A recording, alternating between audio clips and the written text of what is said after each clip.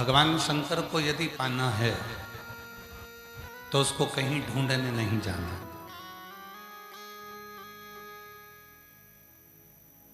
शिव जी को यदि पाना है तो उसको ढूंढने के लिए मत जाओ।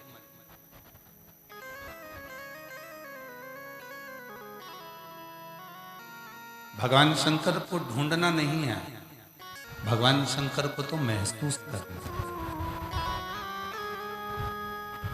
शिव को अपने भीतर महसूस करना। भगवान शंकर हमारे करीब में है, भगवान शंकर हमारे पास में है, ये हमको महसूस करना। एक छोटे से उदाहरण से रांची की, झारखंड की पवित्र भूमि पर शिव महापुराण की कथा को प्रारंभ करते हैं। छोटे से उदाहरण।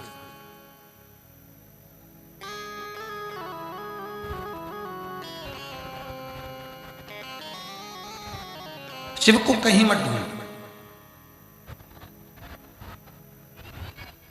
भगवान शंकर को यदि आप महसूस भीतर से करोगे तो शिव प्रकट।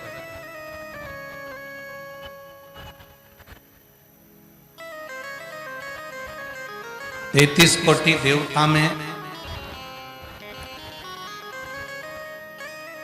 33 कोटि देवताओं में केवल एक देवाधिदेव महादेव हैं जिनको ढूंढा नहीं जाता।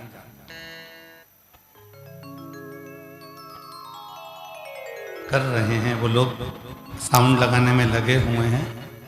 थोड़ा समय लगेगा क्योंकि रात को पानी बहुत गिरा है, इसलिए थोड़ा शांति रखें और जो थोड़ी बहुत भी वॉइस आपके पास में आ रही है उसको महसूस करें।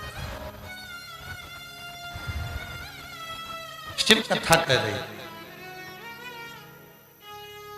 भगवान देवादिदेव महादेव की कथा वर्णन कर रहे हैं, शिव तत्व कह रहा है, शिव पुराण कह रहे हैं।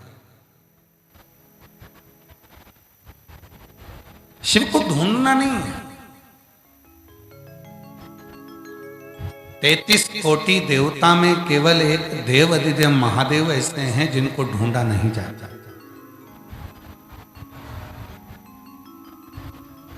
उनको ढूंढने की जरूरत नहीं पड़ती है, उनको महसूस किया जाता। एक प्रैक्टिकल कर देखिएगा, कभी आपकी जिंदगी में भी हुआ होगा। कहीं सफर कर रहे हो, कहीं जा रहे आ रहे हो, तुम्हारा पर्स चोरी चले गए, उसमें तुम्हारा टिकट भी था, टिकट भी चले गए। कहीं बैग चले गए, अकेले पड़ गए, कोई पहचान वाला नहीं है, कोई सामने मिल ही नहीं रहा, कोई आ ही नहीं रहा। तब तुम मायूस होकर एकदम चुप होकर बैठे थे, एकदम मायूस होकर बैठे थे, दुखी होकर बैठे थे, और इतने में कोई एक पहचान वाला मिल गया और उसने पूछ लिया कि तुम्हें तकलीफ क्या है। तुमने कहा मेरा बैग चले गया, मेरा मोबाइल चले गया, मेरा टिकट चले गया, मेरे पास पैसा नहीं है। और कोई पहचान वाला या कोई दूसरा मिला और उसने मिलकर तुमको टिकट भी दिया, उसने मिलकर तुमको थोड़ा सा पैसा भी दिया, उसने तुमको थोड़ी सी धीर भी बंधाई, तो समझ लेना कि वो कोई और नहीं था, वो मेरा देवादिदेव महादेव था जो किसी के रूप में आकर तुमको सुख दे रहा।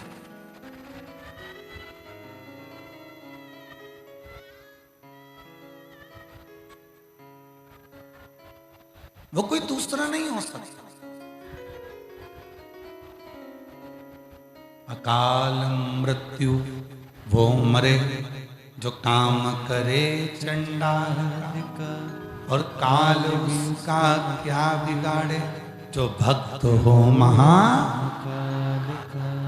जो शिव की आराधना में लगा है, शिव की साधना में लगा है, शिव की उपासना में लगा है, भगवान शंकर को जो एक लोटा जल चढ़ा रहा है, भगवान शंकर को जो मना रहा है, शिव की साधना में जो डूबा हुआ है, भगवान शंकर की आराधना में जो डूबा हुआ है, भगवान शंकर का भजन जो कर रहा है, शंकर की शरणागति जो ग्रहण कर रहा है, शिव के मंदिर तक जो जा रहा है, समझ लेना अगर तुमने शंकर भगवान की शरणागति को ग्रहण किया है तो तुम्हारी दुख की घड़ी में मेरा महादेव खड़ा जरूर मिलेगा, मेरा शिव तुम्हारी दुख की घड़ी में जरूर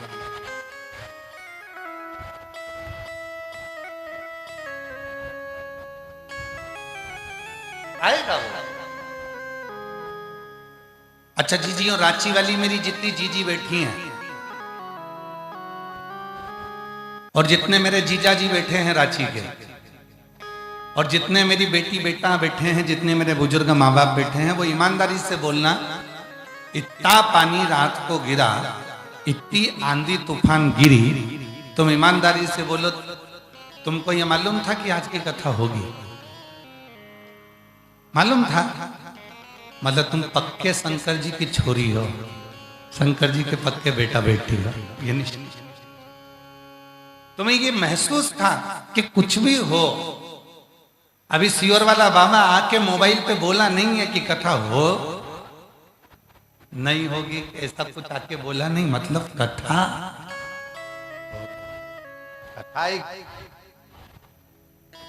और सबसे बड़ा मेरी रांची की जीजियों को जो उत्साह है, मेरी रांची के मेरे जीजा उनका जो उत्साह है, एक बेटी ने तो राखी भेजी है, पहला पत्र उसी का पढ़ रहे हैं, हमारी बहन का, ठीक है? किसने भेजी है? जरा हाथ उठाए, आप ही हो? प्रणाम आपके चरणों में मेरी बहन, एक बार जोरदार ताली हो जाओ।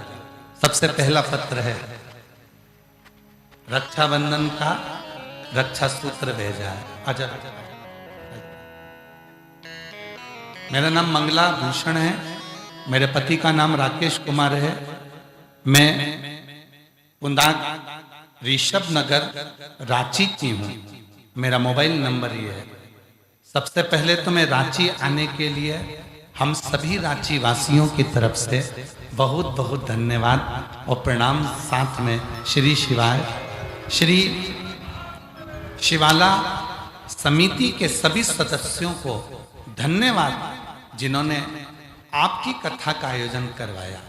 आप कहते हो ना गुरुदेव कि हम सब आपकी बहनें हैं, तो इसी बात पर मोहर लगवाने के लिए मैंने राखी लाई हूँ और इंतजार कर रही हूँ कि आप रांची आए, मैं आपके राखी दूं। और गुरुदेव, हम चाहते हैं जब रक्षाबंधन का त्योहार आए तब आपकी बहनों को आपकी तरफ से हिचकी आए, तो हमको लगे कि हमारी बहनों को लगे कि शिव ने हमारे ऊपर कृपा करी, करुणा। कितना उत्साह,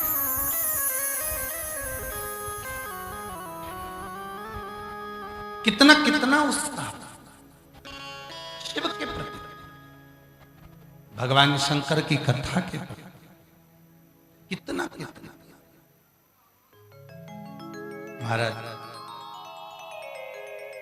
हमको तो लग रहा है कि रांची झारखंड के लोगों को देवघर में जाकर जरूर प्रार्थना करी होगी कि हमारी रांची में जल्दी आना बाबा।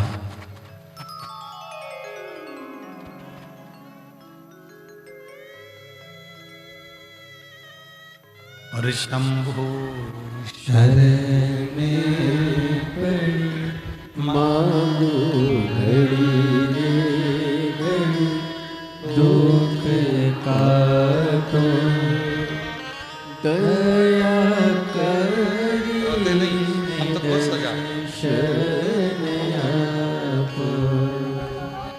शंभु शरण पड़ी मांगो घड़ी घड़ी दुख का तो दया करी दर्शन आप। शंभु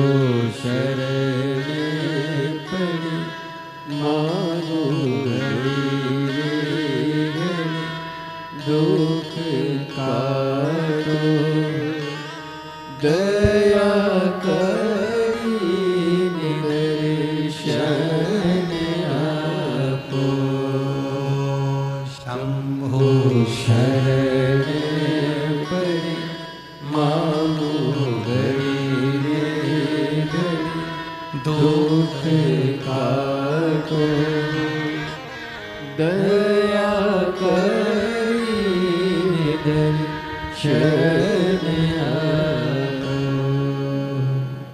दो चीजें हैं, एक है अभाव और दूसरा है स्वभाव।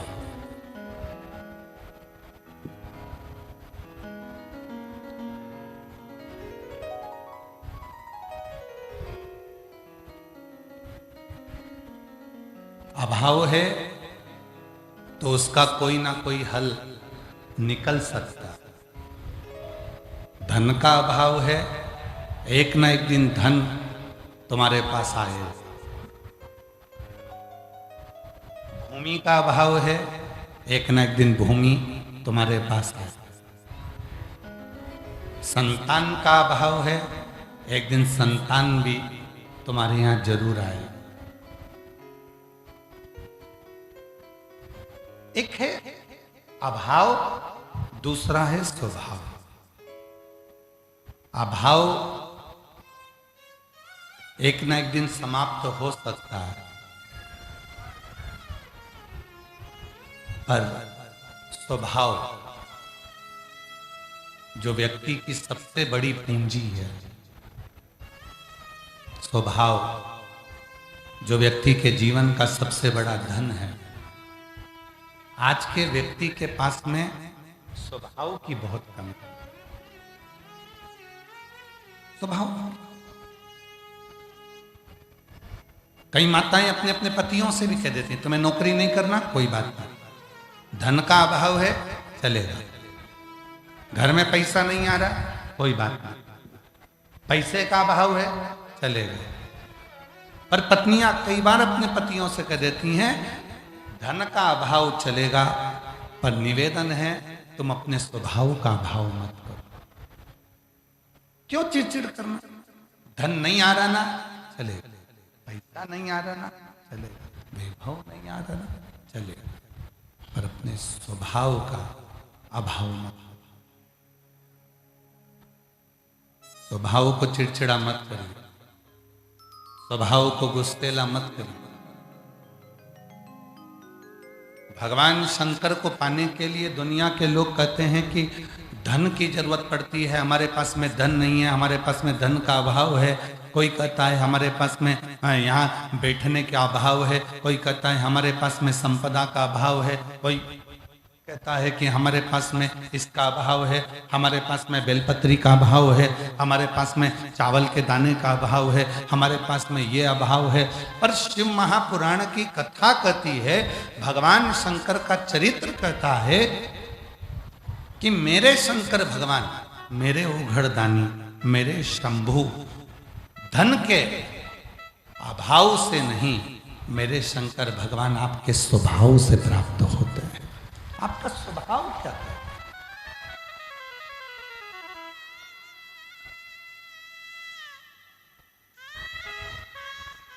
आपका स्वभाव क्या वर्णन कर रहा है?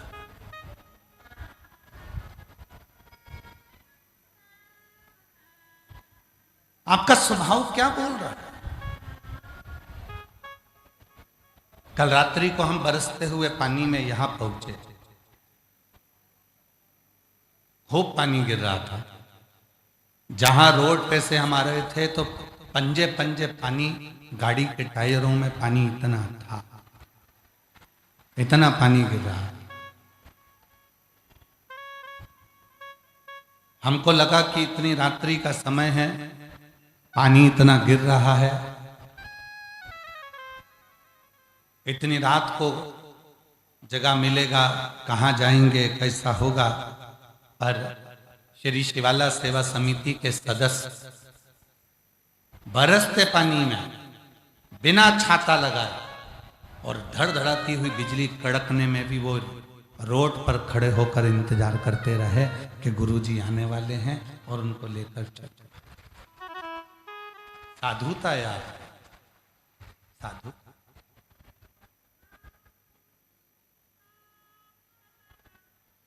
और मैं यहां की मीडिया को, सारी दुनिया की मीडिया देखी पर रांची की जैसी मीडिया नहीं देखी। यहां की मीडिया को, प्रिंट मीडिया को, सोशल मीडिया को, यहां के पत्रकार बंधुओं को धन्यवाद देता हूं। इतना पानी गिरने पर, इतना 2 बार 3 बार टेंट के उड़ने पर भी रांची के पत्रकार बंधुओं ने हमेशा अच्छा ही लिखा, जिससे ये शिव महापुराण की कथा अच्छे से हमारी रांची में हो जाए।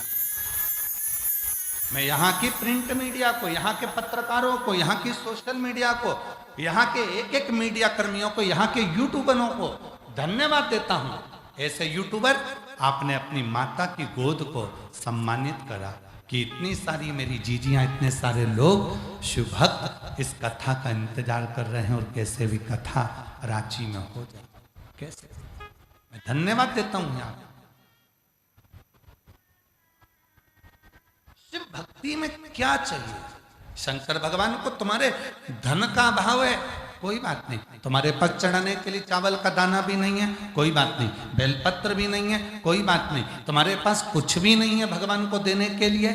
33 कोटि देवता में केवल देव अधिदेव महादेव एक ऐसे हैं जो तुमसे ना धन मांगते हैं, ना संपदा मांगते हैं, ना वैभव मांगते हैं। वो तो केवल तुम्हारा अच्छा स्वभाव मांगते हैं कि तू अपने घर में जिस दिन अच्छे से रहना चालू कर देगा, उस दिन मेरे शिव कहते हैं कि तू मेरा हो जाए, तू मेरा। अच्छा स्वभाव।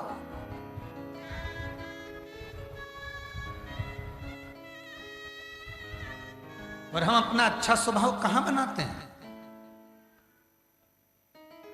दोस्तों से बात करते हैं तो बहुत अच्छे से करते हैं, फोन पे बात करते हैं, दोस्तों से, व्यापारियों से या किसी से भी बात करते हैं तो बहुत अच्छे से करते हैं।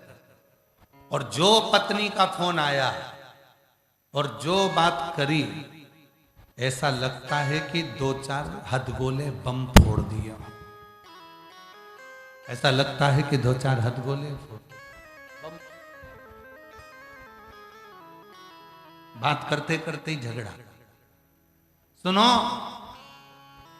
आते आते आधा किलो गिलकी लिया ना, तुरई लिया ना, दूध की थैली लिया ना, वहां से सामान लेकर आऊं तो वहां से ऐसा लिया ना। इतने में पति सुन रहा था और चिढ़कर बोल दिया, घर आ रहा हूं ना, लिस्ट बना के दे देना। लो, फूट गया बम, हो गया हथगोला। अरे भाई, इतना सुना था ना, और सुन लेता। नहीं लाता तो भी चलता, पर प्रेम से तो बोल देता, कोई बात नहीं, अच्छा हुआ तूने मुझे बता दिया, मैं आऊंगा तो सब लेकर आऊंगा। और हो सकता है कि मेरी जल्दी में कुछ भूल जाऊं तो तू टेंशन मत लेना, कल लेकर आऊं। और अगर कल भी भूल गया तो तू चिंता मत कर, तुझे तो गाड़ी चलाना आती है ना, तू मार्केट चली जाती है ना। एक काम करना, कल भी नहीं ला सकूं तो परसों तू चली जाना, तू लेकर जाना। जब तुम इज्जत देकर, स्वभाव को बदलकर, सम्मान के शब्दों से उसको आदर कर कर जब कुछ बोलोगे ना, तो पक्का है वो भी मुस्कुरा कर तुमको जवाब देगी और तुम्हारा जीवन एकदम आनंदित होता चले। हम लोगों ने मुस्कुराना बंद कर दिया। हम लोगों ने मुस्कुराना बंद कर दिया। अब तो केवल सुबह सुबह वो पतंजलि के बाबा श्री रामदेव बाबा जब योग कराते हैं तब आप लोगों को हंसना सिखाते हैं कि थोड़ी देर हंसो, मुस्कुराओ।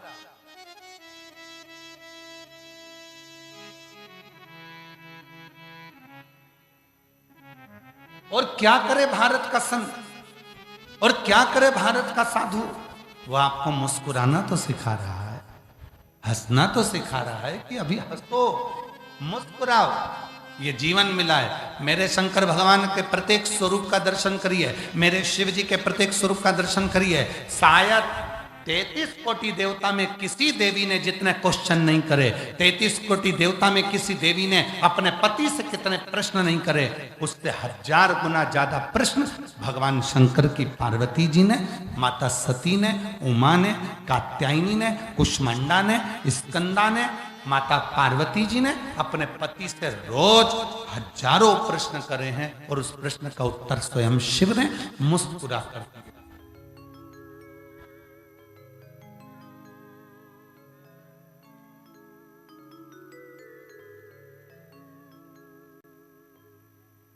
कोई भी प्रश्न का उत्तर हमेशा मुस्कुरा कर दे।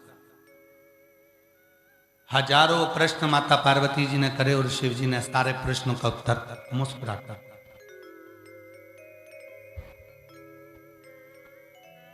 मुस्कुरा। और एक आज का मनुष्य है जो किसी भी प्रश्न का उत्तर मुस्कुरा कर ही नहीं देता, उसके चेहरे पर हंसी ही नहीं रहती। इतना सुंदर प्रश्न था, सबसे पहला प्रश्न माता पार्वती जी ने शिव जी से किया और बहुत भारी प्रश्न।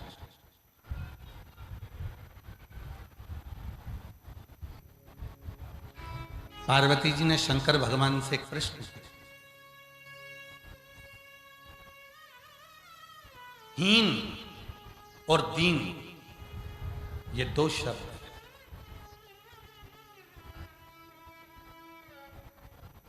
एक शब्द हीन, आप लोगों ने सुना होगा पुत्रहीन, इसके घर में पुत्र नहीं है। धनहीन, इसके पास में धन नहीं है।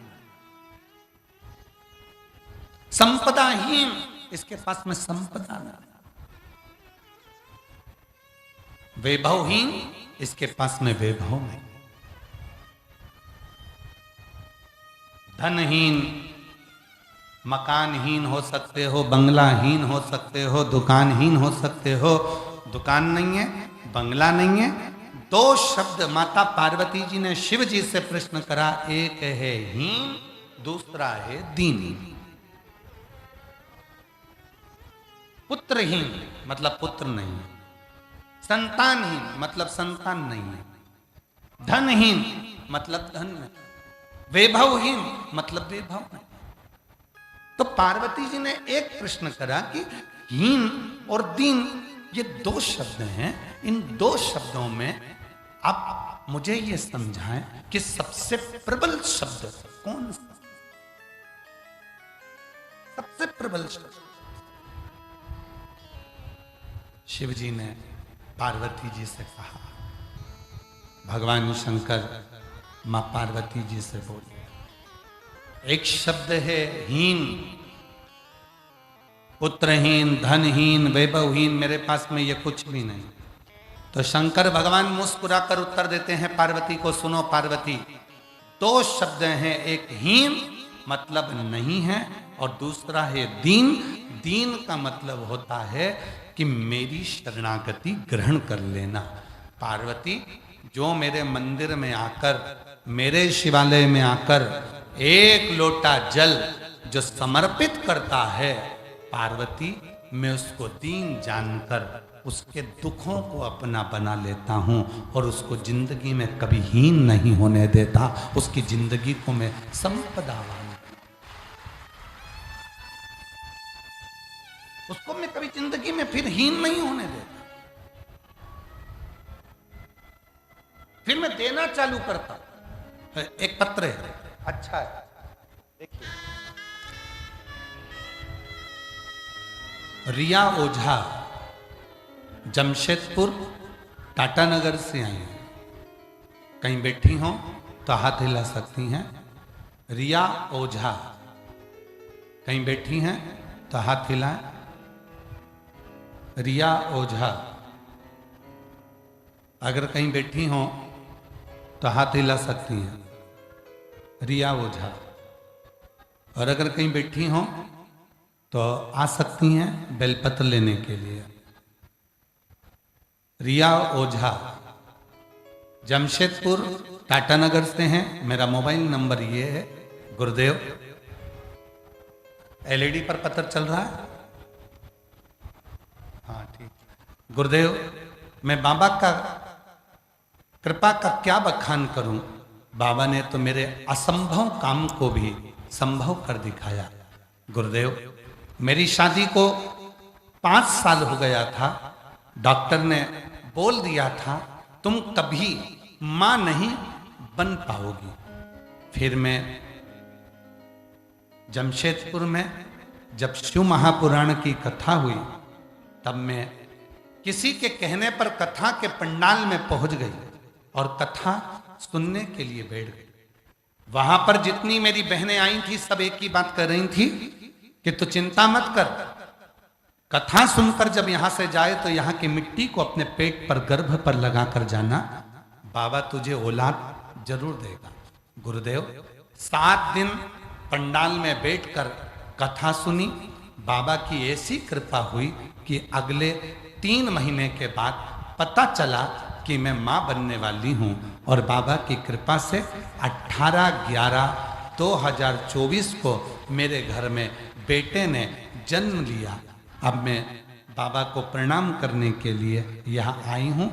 मेरा नाम रिया ओझा, जमशेदपुर टाटा से आई हूँ। मेरा मोबाइल नंबर ये है। अब पत्र में लिखा, डॉक्टर ने बोल दिया था कि तुम कभी मां नहीं बन सकती,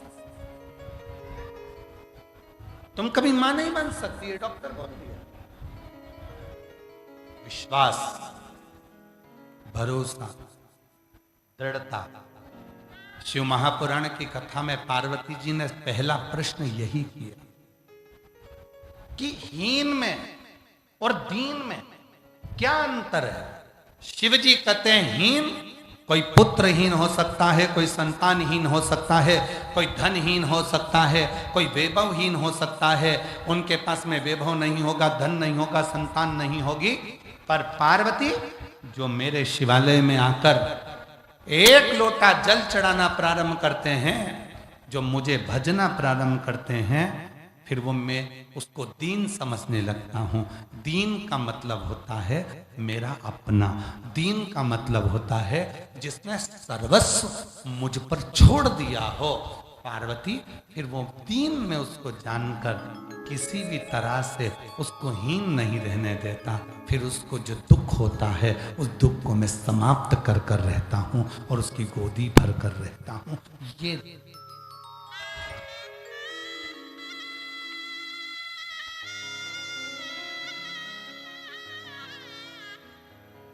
और महादेव नमन चरणों में।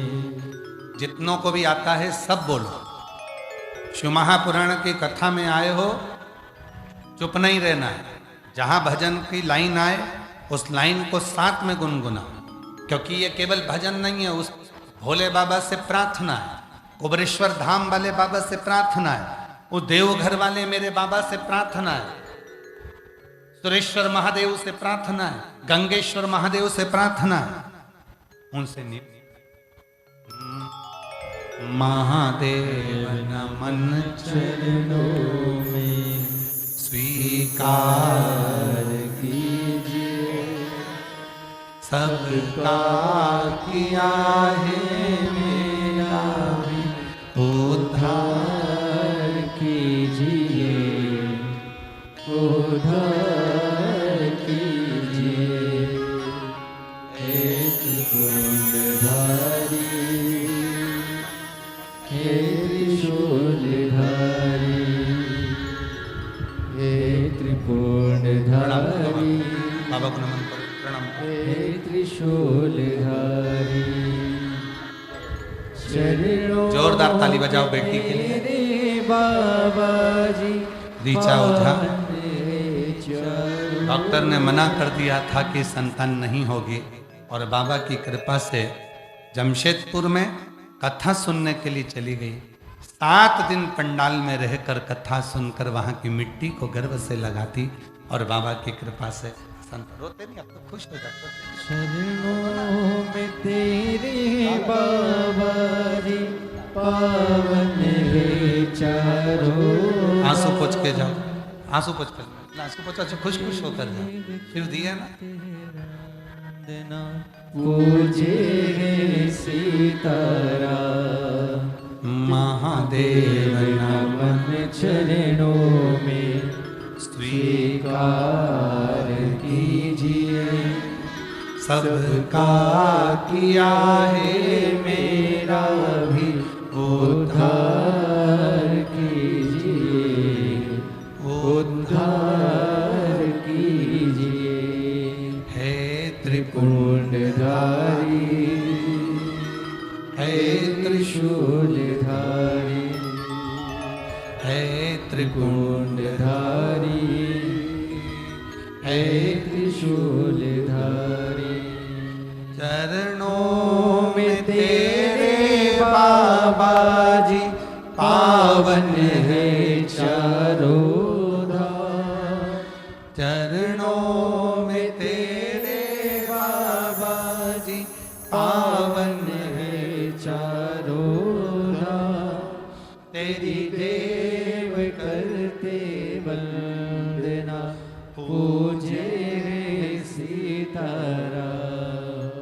हो जाए पूरी कामना, हो जाए पूरी कामना। उपकार कीजिए, सबका किया है मेरा भी उद्धार कीजिए, उद्धार कीजिए। शिव से मन की बात होकर हम तो कहेंगे जितने भी शंकर के भक्त हैं, जितने भी शंकर भगवान को एक लोटा जल चढ़ाने वाले हैं, जितने भगवान शंकर की साधना करने वाले, जितने शिव की उपासना करने वाले, जितने देवघर में जाकर बाबा को गंगा जल चढ़ाने वाले हैं, कावड़िए हैं, जितने भगवान शंकर के भक्त हैं, उपासना करने वाले, शिव की साधना करने वाले, शंकर के मंदिर का दर्शन करने वाले, या अपने माता पिता को नमन करने वाले, अपने बुजुर्गों का आदर करने वाले जितने भी हैं, वो हीन नहीं है, वो दीन है। और दीन है तो वो शंकर की कृपा से एक न एक दिन निहाल होकर ही रहते हैं, उन पर शिव कृपा कर कर ही रहते हैं। वो दीन है।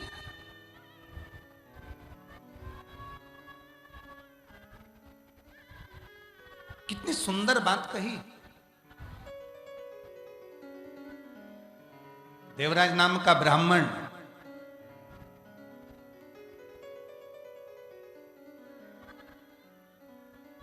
जो कभी शंकर के मंदिर नहीं गया, कभी शिवालय नहीं गया, कभी देवालय नहीं गया, जिसने शंकर भगवान पर कभी एक लोटा जल नहीं चढ़ा,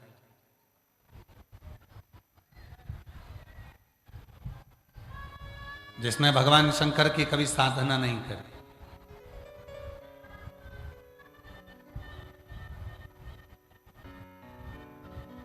जो शिव के मंदिर ही नहीं गया, जो शिव साधना में लगा ही नहीं, ब्राह्मण होने के बाद भी चोरी करता है,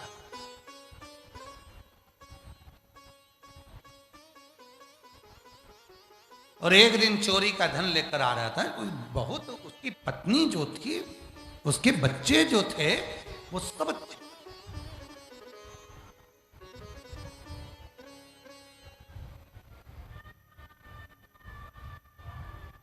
संसार का कोई बेटा अपने बाप से कभी नहीं कहता कि पापा मुझे चोरी कर कर मोबाइल ला कर देना। संसार की कोई पत्नी अपने पति से यह नहीं कहती कि मुझे चोरी कर कर धन ला कर देना। पत्नी कहती है कि तुमसे विवाह हुआ है, बस मेरा पेट भर देना, भूखी ना रहूं, बच्चे भूखे ना रहें, परिवार में सब सुख हो। पत्नी कभी ये नहीं कहती कि तुम चोरी कर कर लाना, कि डाका डाल कर लाना, कि कहीं से लूट कर लाना। है कोई पत्नी?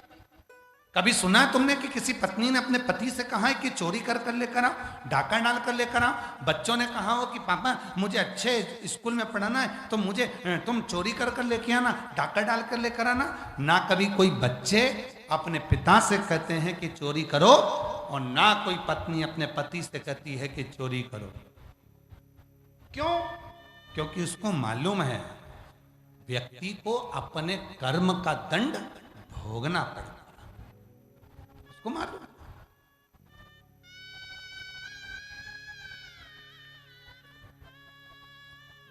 धन के हिस्सेदार तुम्हारे बच्चे भी होंगे।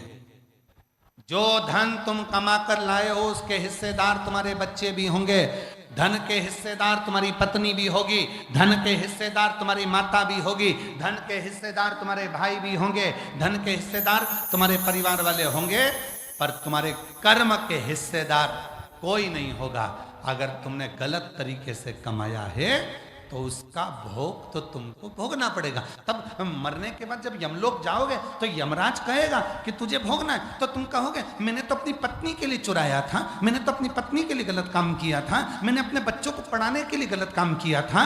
इतने में तुरंत धर्मराज कहेंगे तेरे बच्चों ने नहीं कहा था कि तू चोरी कर, तेरी पत्नी ने नहीं कहा था कि तू चोरी कर, तूने करी, इसलिए कर्म का दंड भी तू भोग, कोई दूसरा नहीं।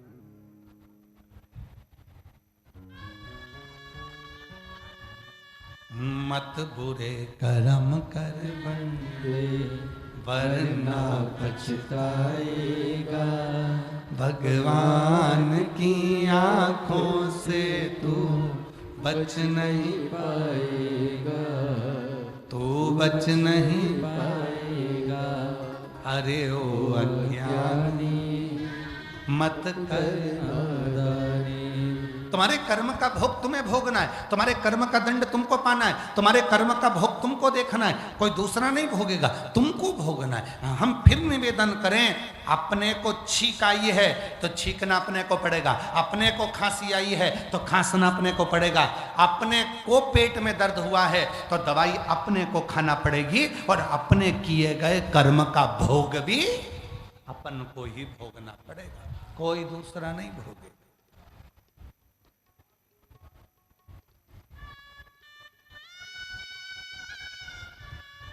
तुम आयो शिव महापुराण की कथा सुनने के लिए, दूर दूर से आयो, अपने साथ में एक छाता भी लायो, पानी की 2 बोतल भी लेकर आयो, बिछाने का आसन भी लायो, ओढ़ने का कम्बल भी लायो, बैग लेकर आयो। किसके भरोसे? तुमने सोचा मैं जाऊंगी मेरे बाबा के चरणों में बैठकर कथा सुनूंगी, वहां की मिट्टी को आरती होने के बाद, जैसे ही 5 बजे आरती होगी, आरती होने के बाद वहां की रज को मैं नमन कर कर अपने शरीर पर लगाऊंगी, उससे विनय करूंगी, भोला सब दुख काट दे मेरा भोलेनाथ, बहुत दुखी हूँ, मेरे जीवन के सारे कष्टों को तू मिटा दे मेरे शंकर। मैंने सुना है ब्रह्मा ब्रह्म लोक में रहते हैं, भगवान विष्णु बैकुंठ लोक में रहते हैं, इंद्र इंद्रलोक में रहते हैं, मैंने सुना है शिव तुम तो पृथ्वी लोक में रहते हो, तो तुम ही तो मेरा दुख मिटाओगे, इसलिए मेरे बाबा मैं आपकी रज को, मिट्टी को, यहाँ की धूल को मैं नमन करती हूँ कि मेरा दुख तुम मिटाओ। आए हैं बहुत सारे, मेरी जीजियां, मेरे जीजा, मेरी बेटियां, मेरे बेटा, मेरे बुजुर्ग माँ बाप, ना जाने कितने कितने, इतने रांची की भूमि पर हमने नहीं सोचा था कि पहले दिन तुम पंडालों में भरे मिलोगे, और तुम सबको मालूम था कि पंडाल उड़ चुके हैं, तुम सबको मालूम था कि रात को खूब पानी गिरा, उसके बाद भी तुम लाखों की संख्या में पूरे पंडालों में भरे पड़े हो, तो कहीं ना कहीं तुम मेरे बाबा से, अपने पिता से बात करने के लिए आए हो कि भोला सब दुख काटो ओ भोला, सब दुख काटो। बाबा से अपने मन की बात कहने आए हो कि मेरा दुख, मेरा भीतर की जो कष्ट है, मेरे भीतर का जो तकलीफ है वो मिट जाए। एक पत्र है, उस पत्र में उस बहन ने क्या लिखा है,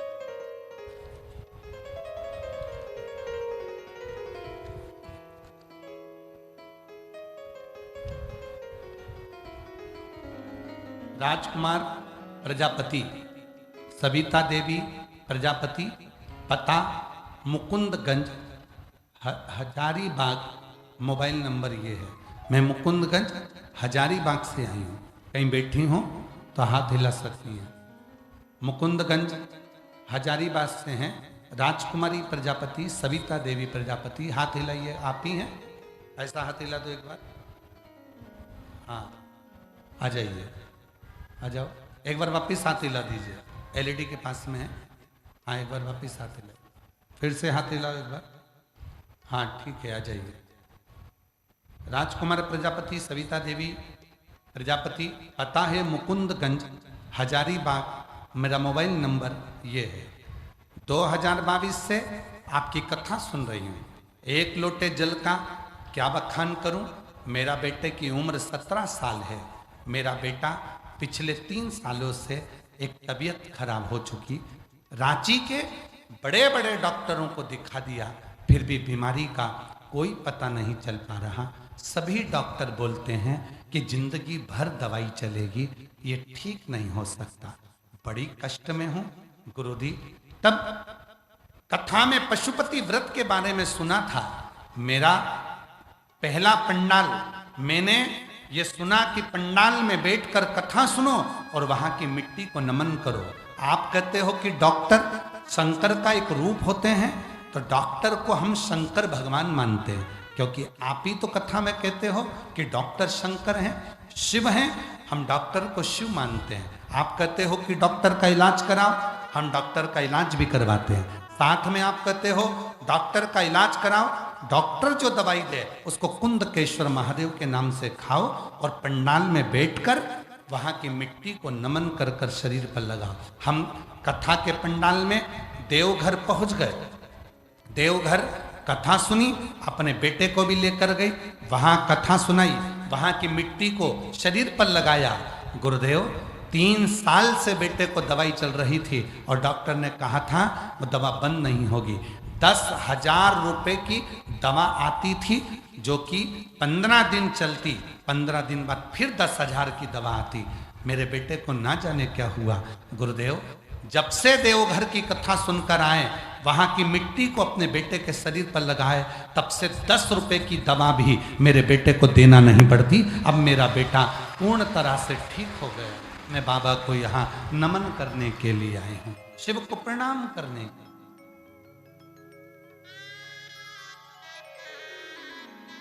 उससे कहो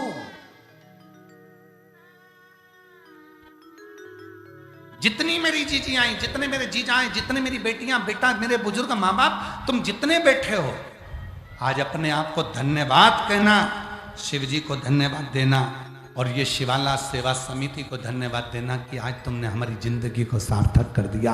जो रांची में शिव महापुराण की कथा करवा मिल गई।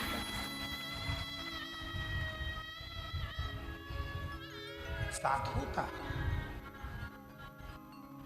ऐसे दयालुनाथ से रिश्ता बनाइए। आपकी आवाज नहीं आ रही है, मेरे हमारी व्यासपीठ तक आवाज पहुंचना चाहिए। दमदारी से बोलो जरा। बहन भाई बैठे हैं बात करने के लिए, अच्छे से बोलो। ऐसे दया, बहुत बढ़िया।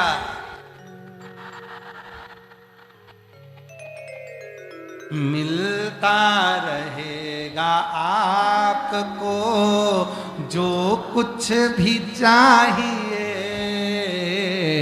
मिलता रहेगा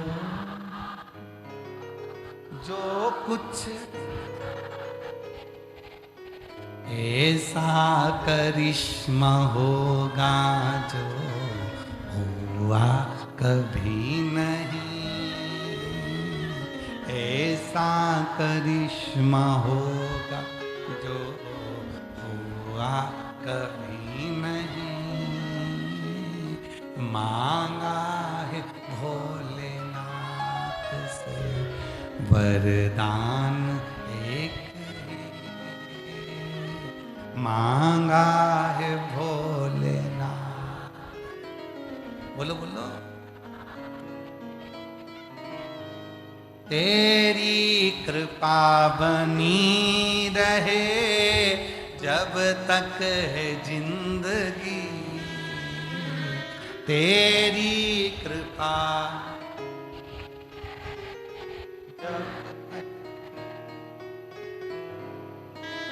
मांगा है भोलेनाथ से वरदान, मांगा है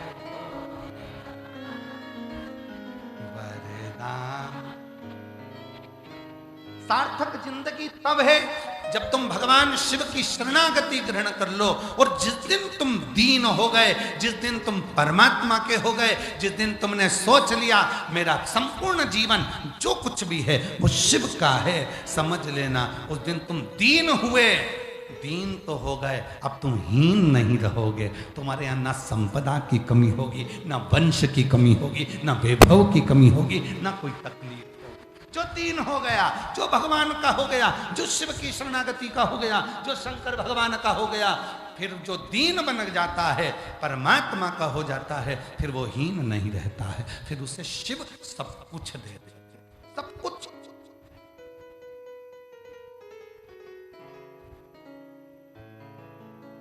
भस्मासुर की कथा क्या कहती है?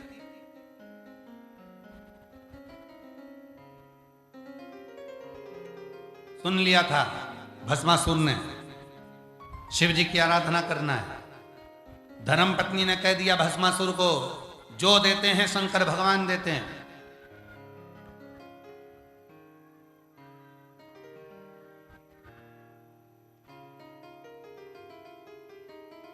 धर्म पत्नी ने कह दिया कि जो देते हैं शिव देते हैं। भस्मासुर ने सोचा चलो शंकर भगवान को रिझाता हूं। जाकर पूछा शिव जी किस चीज से राजी होते हैं? शंकर भगवान को राजी करना है तो क्या करना पड़ेगा? तो कहा एक काम करो, शंकर को भस्म चढ़ाओ। बस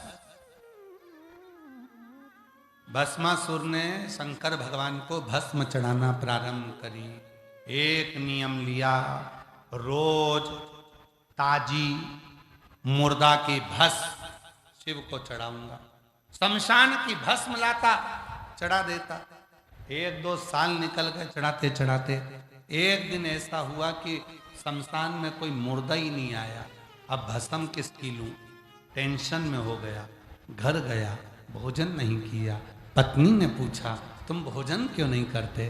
कि शमशान में मुर्दा नहीं आया तो शंकर को भस्म क्या चढ़ाऊं, मुर्दा ही नहीं है। हाँ, तो पत्नी बोलने लगी और कहीं से लिया, दूसरे शमशान गया, वहां से लाया। अब जाते जाते कई दिन निकल गए, उस शमशान में भी मुर्दा नहीं मिला। फिर और कहीं गया, फिर और कहीं गया, फिर तीसरी जगह गया, फिर चौथी जगह गया।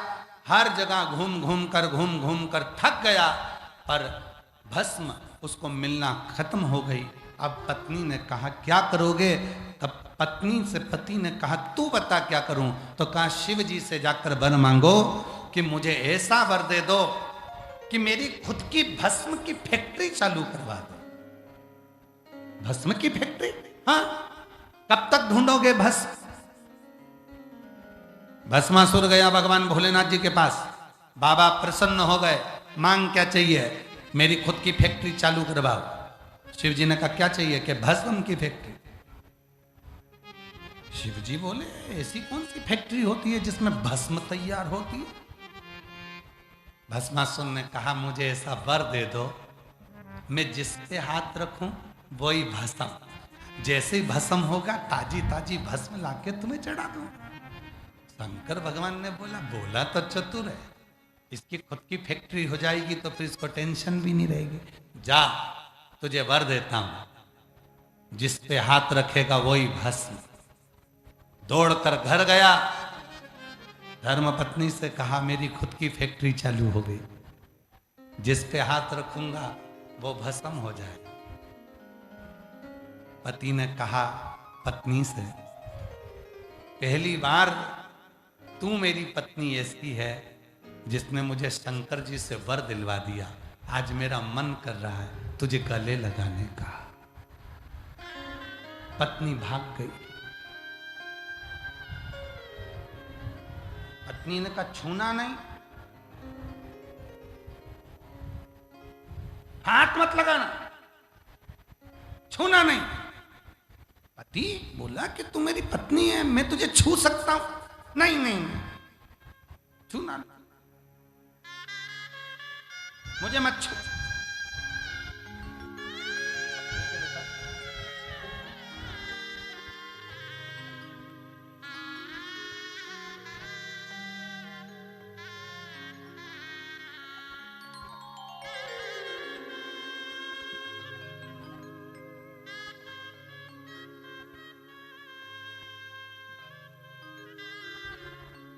दीदी बता रही है, डॉक्टर ने कह दिया था कि जिंदगी भर दवाइयाँ चलेगी, ये ठीक नहीं होगा।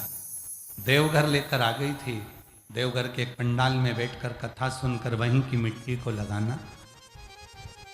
बाबा की कथा सुनकर फिर गई, जांच कराई, डॉक्टर ने सारी दवाई बंद कर दी, कहा अब तुम्हारा बेटा पूरी तरह से ठीक हो चुका है। एक बार जोरदार ताली बजाए।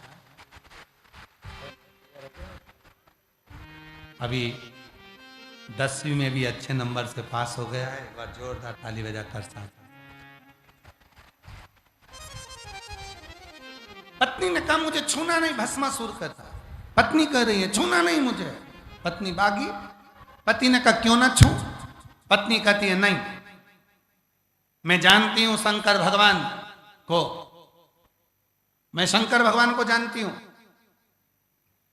उन्होंने तुम्हें झूठा वरदान दिया होगा। पति कहते झूठा वरदान? हाँ, एक बार जाओ वापिस शंकर जी के पास, प्रैक्टिकल करके देखो। शिव जी के पास जाकर प्रैक्टिकल। हाँ, जिसने फैक्ट्री खुलवाई है माल सबसे पहले उसी को दो। भस्मासुर गया। शिव जी ने पूछा क्या बात है भस्मा, आस कैसे आ गया? भस्मासुर कहने लगा मेरी पत्नी कह रही है कि तुम झूठा वर देते हो। शंकर भगवान बोले हमें लोग सत्यम शिवम सुंदरम के नाम से जानते हैं, और तेरी पत्नी कह रही है कि झूठा वर देते हैं। हाँ, इसलिए मेरा मन है कि मैं तुम्हारे सिर पर हाथ रखकर देखूंगा कि तुम भस्म होते कि नहीं हो। शंकर भगवान बोले अगर मैं ही भस्म हो जाऊंगा तो भस्म किस पे चढ़ाएगा? भस्मासुर बोला प्रभु मैंने सुना है कि मेरे हृदय में भी शंकर बसे हैं, अगर तुम भस्म हो भी गए तो तुम्हारी भस्म मैं अपने ऊपर चढ़ा। शंकर भगवान बोले गजब का भगत है। अब भस्मासुर आगे आया, अब शंकर भगवान पीछे खसक गए। भस्मासुर और आगे आया, शंकर भगवान और पीछे खसक गए। भस्मासुर और आगे आया, शंकर भगवान पार्वती के पास चले गए। पार्वती जी बोली बहुत घबराए हुए दिख रहे हो, इतने टेंशन में तो तुम कभी नहीं दिखे, क्या बात है? शिव जी ने कहा भस्मासुर आया है तो तुम्हारा भगत है, तुम्हारा ही चेला है। कई बार भगवान शंकर भी अपने भक्तों से परेशान हो जाते, कई बार। एक हमारे ही सीहोर के पास में एक गांव में एक भगत रहता है, हम उसका नाम नहीं बोलेंगे, पर वो उसके पास वो इतना काम धंधे से फ्री हो और शंकर जी के मंदिर में बैठ के शंकर जी को दिन भर नहलाता ही रहे, लोटा भर के जल चढ़ाता ही रहे, चढ़ाता रहे। नदी में से पानी भरे चढ़ाए, तालाब में से पानी भरे चढ़ाए, तालाब में से पानी भरे चढ़ाए, तालाब में से पानी भरे चढ़ाए, खूब चढ़ाए, खूब चढ़ाए, खूब चढ़ाए।